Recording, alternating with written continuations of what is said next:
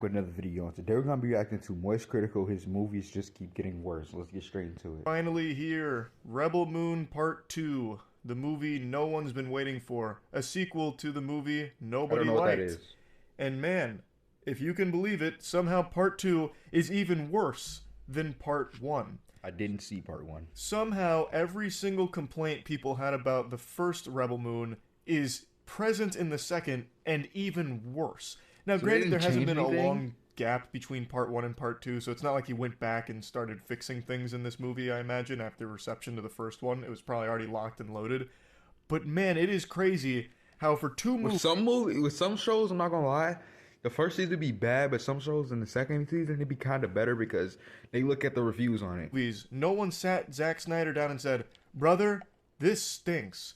Like, he's got a couple of good ideas, he's got a couple of good shots and like a decent vision on like how things could be cool on screen. But oh my god, it is a fucking disaster So it's just one of those movies where it could be good. I mean, one of those shows or movies where it could be good, but it just sells. of storytelling. And not only that, it's a disaster on like the most basic levels of movie making. First of Okay, all, movie, the yeah. characters in this movie are more flat than this note I'm about to hit. He's had 2 films to work with these characters, and in the first one there was no depth to them whatsoever. There was less depth to the characters in the first Rebel Moon than a goddamn kiddie pool. And somehow in the second one, they're even more like shallow. Yeah, I know nothing about this show. I mean, movie. I keep saying show. How do you do that? How do you do that? You've had 2 movies to work with these characters, and I feel like I still know nothing about them. I am more familiar with the strangers in my Rainbow Six Siege solo queuing lobby when they talk to me in text chat than I am with the characters across 4.5 hours of watching Rebel Moon. I learn more about those strangers 4.5? in solo queue than I have from the characters in these movies. I don't even remember any of their names. I only know the main characters' names, like Archelaus, or like the villain Atticus, or the robot James, which is a... I'll get to the James in a... This movie just seems. If you can't even remember like 3 characters, I'm not gonna lie. The movie's bad. It has to be. You have to at least be able to remember like the 3 like most goated characters at least. Like moment, but there's only one. it's so weird. Zack Snyder fundamentally fails with 2 movies to do what most directors can accomplish in a single episode of a TV show, Right. and that's make you care about some characters. And it's not for lack of trying. I actually made a note of this because I found it so laughably pathetic. He is just unable to write good characters or write a compelling story around them. He tried to give them some depth in a... I have to set the stage narratively. So this movie is all about... But is he just not looking at the reviews? He said the same thing is wrong with the first one than it is the second one. So is he just not like there has to be something that you can. I mean, I'm not a director or a writer. So Super I don't know. surprised the big bad guy from Could. Rebel Moon 1 isn't dead. We knew that. He's coming back. They have 5 days now to prepare the village and, get the grain protected and have this big war that's going to unfold on this planet. So the movie is mainly just prepping for that. It's really fucking boring. It is a snooze fest. But there is a scene like right before they arrive to the war where one of the characters sits everyone down at the table and basically just says, "Look, we don't really know each other. Why don't we go around the room and tell each other a little bit about ourselves?" Oh like yeah, an act- getting some lore. If the lore is trash, then they sold. actual icebreaker in middle school. So they go through their fucking generic sob stories one by one. And I shit you not, every single one of these is about 10 to 12 minutes in length in entirely slow motion. All slow motion. This movie has at least 5 times as much slow motion as Rebel Moon Part 1, which had a criminal amount of slow motion. Zack Snyder... Yeah, I can't needs to- watch that. I can't watch that. It'd get annoying after. So I could see if you do like one scene to make it funny or something like that. That's what some shows and movies do. They do it just to be funny sometimes, and it does work. But the whole show is crazy. Go to like a psychiatrist to figure out why he is obsessed with slow-mo in the most unnecessary scenes ever. In Rebel Moon Part 1, there's an infamous scene that I pointed out where there's like a I think it's like a whole 2-minute sequence of a slow-mo jog from one of the characters. Like slowed down to like 0.25 speed of him Why? just jogging for so long.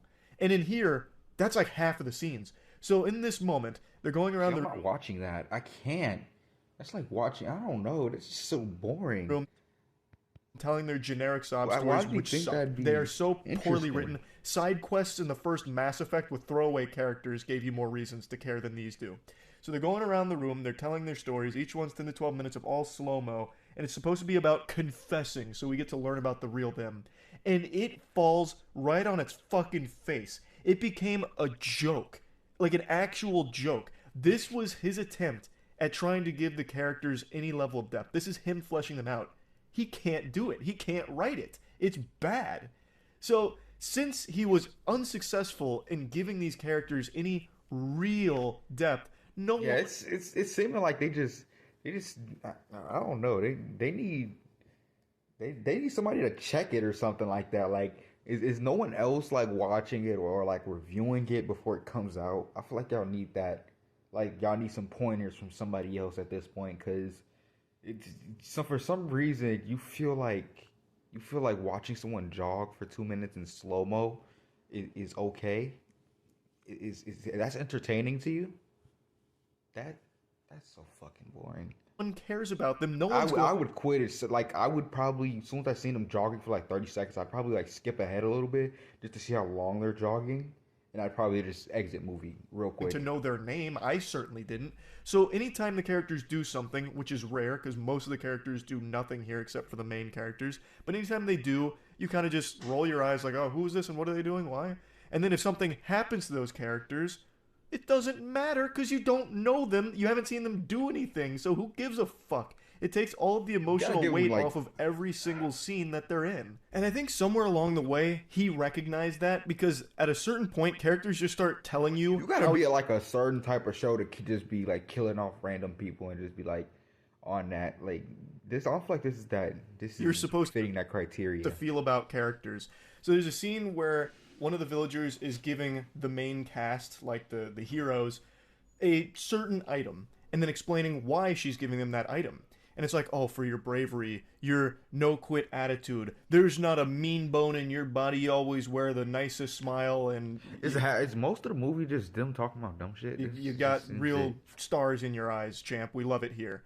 And it's like, what the fuck do you mean? We've never even seen that from this character. What are you talking about? You also never seen this from the character. They haven't done anything. They haven't done shit. And you're talking about how they're like super strong, super nice, like an incredible warrior. You haven't fucking seen it.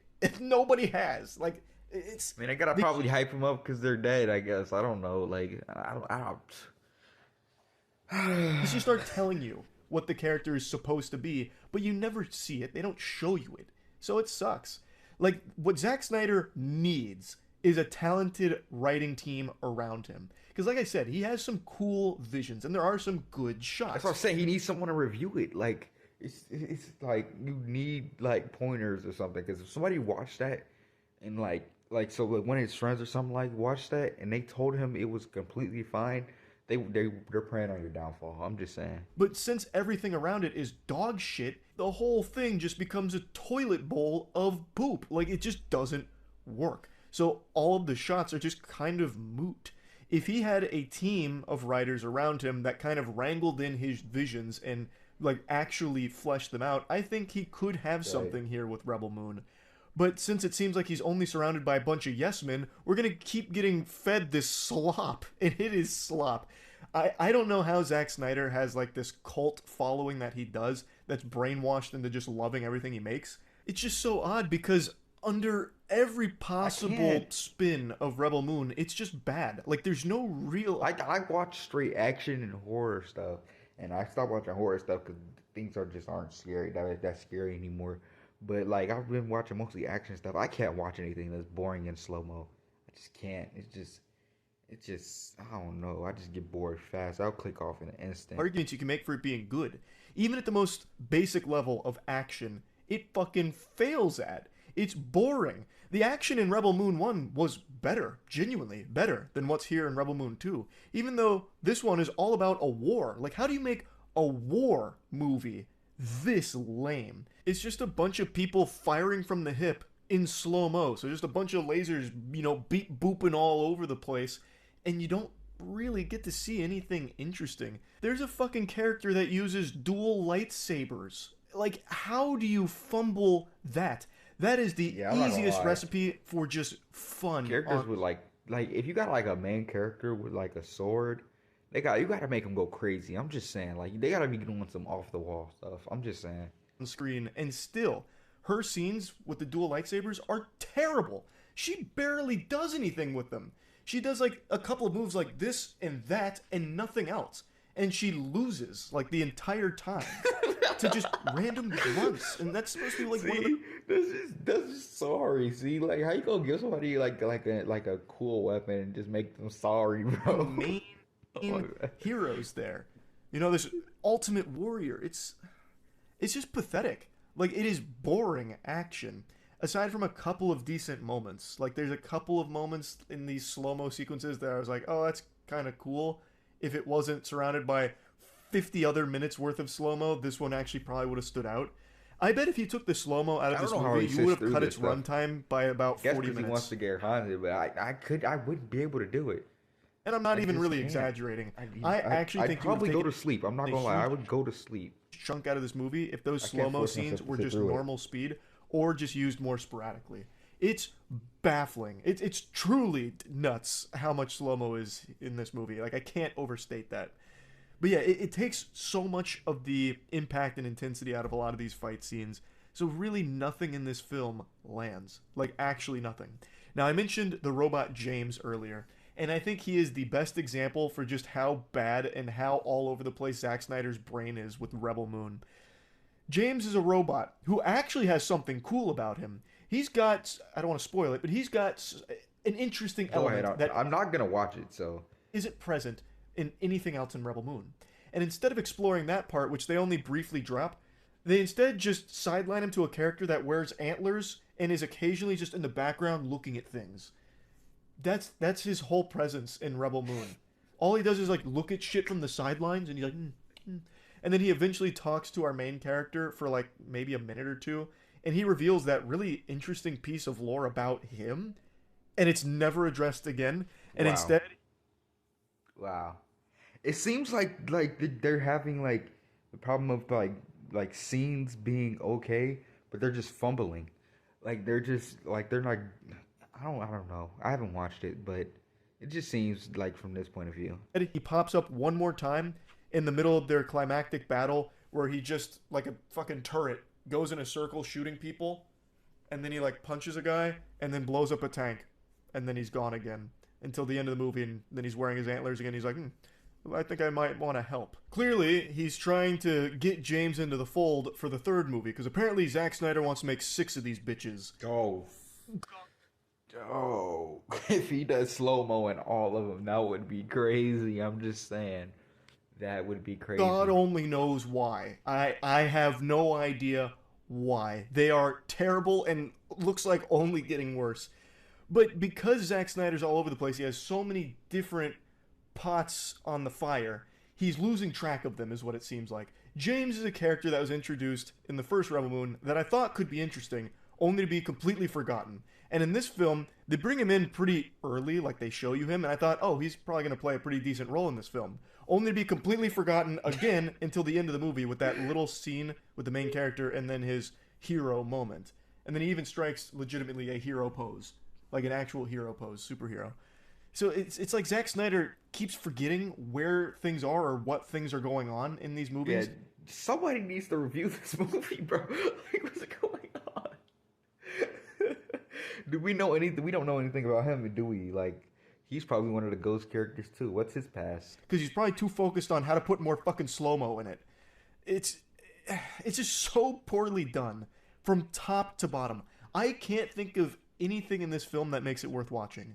It's a slog. And even like what's supposed to be the big payoff with this massive battle sucks. It's boring. Anyway, I'm not going to keep ranting about Rebel Moon Part 2 here, but I do also want to mention something the name Scargiver. So Rebel Moon Part 2 is called Scargiver. And do you want to know why? Because fuck you. That's why. He has W reasoning.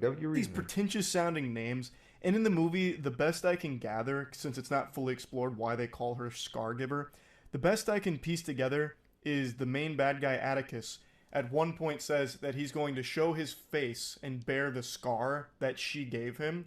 So I'm guessing it's him giving her the title of Scar Giver, because in their final fight, which basically killed him and then he was brought back. So that's that one scene is the reason why they called it Scar Giver. To life, he now has a scar.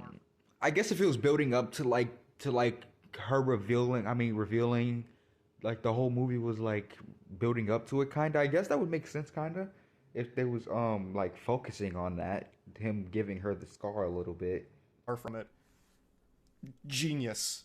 I could be wrong, but that's what I pieced Scar Giver, because in their final fight, which basically killed him and then he was brought back to life, he now has a scar from it. Genius. I could be wrong, but that's what I pieced together with the name. It, like, everything about Rebel Moon is so fucking cringe, it's crazy. It's a mystery. If I was to put it onto the moist meter, I'd probably give this puppy a comfortable 15%, I'd say. That's really about it. 15? Not even 20. That's crazy. That's crazy. So yeah. Alright, y'all. I will see y'all next video. Don't forget to like, comment, subscribe, and peace out.